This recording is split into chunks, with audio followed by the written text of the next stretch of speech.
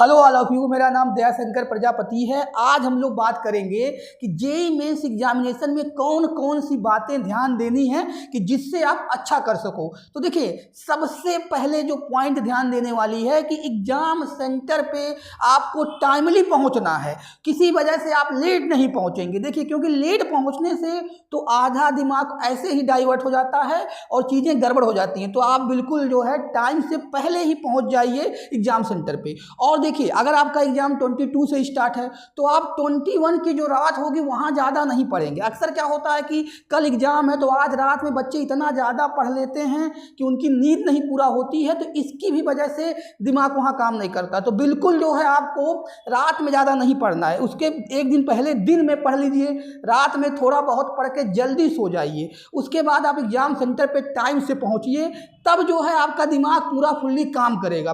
और दूसरी चीज़, जब आप एग्जाम हॉल में बैठ गए हैं, पेपर आपका खुल गया है कंप्यूटर में, तो आप पेपर का एनालिसिस करें। पहले कुछ देर 10-5 मिनट एनालिसिस करें कि आपको हो सकता है लगे कि आपका इस बार का मैथ इजी आया है या फिजिक्स, क्योंकि आप क्वेश्चन को पढ़ोगे तो आपको खुद आइडिया लगेगा कि आपका कौन सा सब्जेक्ट थोड़ा सा टफ बना है, कौन सा इजी बना है।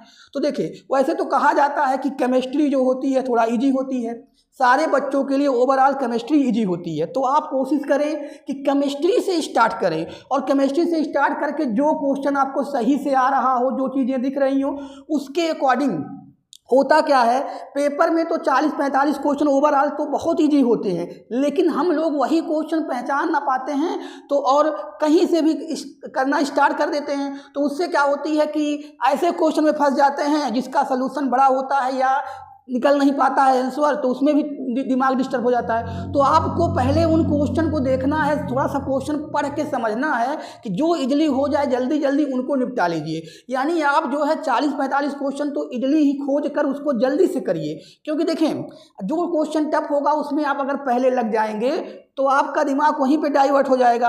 और कोशिश यही करें, पहले केमिस्ट्री करें, उसके बाद आप फिजिक्स पे जाएं। तो फिजिक्स में भी देखिए बहुत सारे क्वेश्चन आपको पता ही होगा कि फार्मूला बेस आता है, तो लेकिन वही फार्मूला बेस क्वेश्चन वहाँ खोजने में दिक्कत होती है। शुरू से करने बैठ गए, हो सकता है शुरू के 2-4 क्वेश्चन टफ रहें या वो इजली निकल ना पाएँ, बाद वाले हों। तो ये भी ज़रूरी है, पेपर का एनालिसिस करना इसलिए बहुत ज़रूरी है क्योंकि आप पूरा इंस्टॉल करके पेपर देखते हैं। फिजिक्स करने जा रहे हो तो सारे क्वेश्चन देखिए आप, कि देख रहे हैं कि मान लीजिए दूसरा क्वेश्चन थोड़ा टफ है तो तीसरे पे पहुंच गए। तो ऐसे करके सेलेक्टिव क्वेश्चन पहले करना है। अगर आपको पूरा पेपर ही आएगा तब तो दिक्कत नहीं है। ये उन बच्चों के लिए कहा जा रहा है जो बच्चे ज़्यादा क्वेश्चन ना कर सकें या जिनको सब क्वेश्चन करने में दिक्कत है, तो आप लोग वही क्वेश्चन खोज उसी को करें। क्योंकि देखिए, आपको सबको पता होता है कि अगर पेपर जब घर पे लाया जाता है तो आपको 40-45 क्वेश्चन बहुत इजली आती है, लेकिन वहाँ 30 क्वेश्चन भी नहीं सही हो पाते हैं। इसका यही मतलब है कि आप लोग वो क्वेश्चन पहचान ही नहीं पाते हो वहाँ की जो इजी है। तो इसीलिए पेपर का एनालिसिस करना और ये देखना कि कौन सा क्वेश्चन जो है आपका इजी है, कौन सा फार्मूला बेस्ड है, उसको पहले कर लीजिए। उसके बाद जब आपका टाइम बचता है तब क्वेश्चन दूसरा अटेम्प्ट करिए, जो टफ हो, आए या ना आए उससे मतलब नहीं, तब उसके बाद करिए।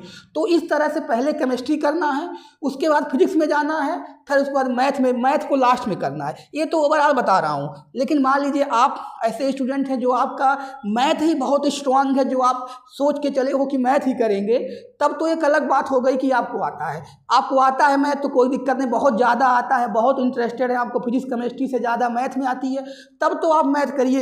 लेकिन जो एक एवरेज बच्चा है, जो देखा जा रहा है, उसके अकॉर्डिंग पहले केमिस्ट्री से ही पेपर स्टार्ट करना सही होता है। लेकिन अगर आपका स्ट्रॉन्ग मैथ है या फिजिक्स है तो वहाँ से कर सकते हैं। फिजिक्स भी सही रहता है क्योंकि फिजिक्स में भी फार्मूला बेस्ड आता है, लेकिन ओवरऑल मैथ से स्टार्ट करना सही नहीं होता है, क्योंकि हर साल का जो जेईई मेंस का एनालिसिस हुआ है पेपर का, मैथ का ही पेपर ठीक ठाक आता है, यानी वो इजली नहीं निकल पाता है एक एवरेज बच्चे से। तो इसीलिए पहले केमिस्ट्री स्टार्ट करें, फिर फिजिक्स स्टार्ट करें, फिर मैथ, और उसके बाद आप क्वेश्चन एक एक क्वेश्चन को देखकर सही से तब करें। ये नहीं है कि आप पहला कर रहे हैं दूसरा कर रहे हैं, जो नहीं आया उसी में लगे हुए हैं। और टाइम मैनेजमेंट बहुत ज़रूरी होती है, टाइम देखते रहें, उसके अकॉर्डिंग करें। और देखें, पहली बात तो ये नहीं करना है आपको तुक्का।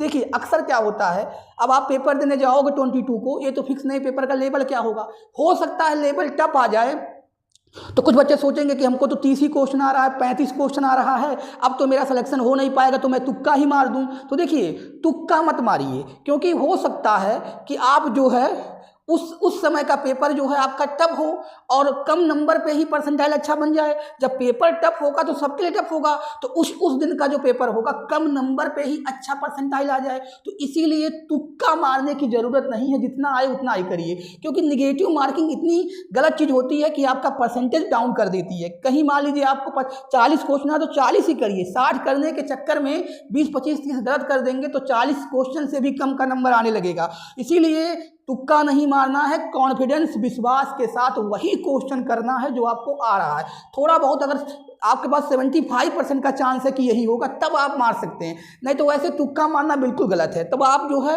परसेंटेज आपका ऐसे ही खराब आ जाएगा। तो इसीलिए आप तुक्का ना मारें, विश्वास, कॉन्फिडेंस, भरोसे के साथ वो क्वेश्चन करें और अच्छा परसेंटेज आपका आराम से आ जाएगा, बिल्कुल आपकी प्रॉब्लम नहीं होगी। तो इसी के साथ आप जाएंगे एग्जाम देने और अच्छा आपका परसेंटेज जरूर आएगा। All the best.